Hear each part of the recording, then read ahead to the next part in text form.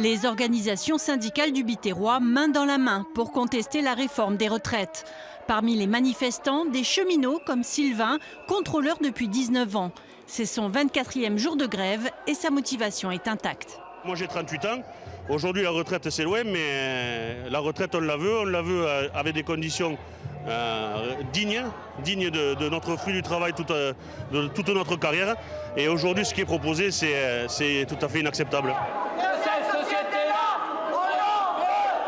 Les manifestants étaient 1 millier selon les syndicats. La police en a comptabilisé 630, dont une cinquantaine de gilets jaunes. Parmi eux, Marie, ouvrière agricole, militante de la première heure, mais pas syndiquée. Au départ, nous avons M. Macron qui, il y a 2 ans et demi, effectivement, dans son programme, avait dit plus de régimes spéciaux. Et au final, qu'est-ce qu'on voit? Ils ont tous négocié en catimini avec un tas de syndicats, de tout un tas de corporations.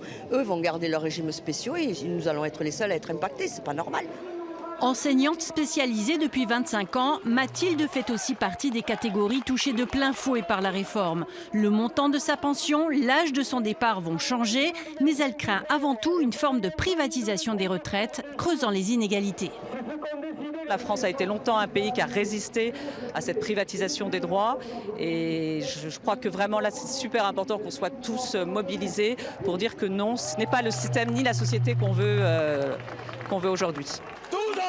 Une manifestation organisée entre Noël et le jour de l'an, il fallait oser. L'intersyndicale maintient la pression avec notamment une grande journée de mobilisation prévue le 9 janvier.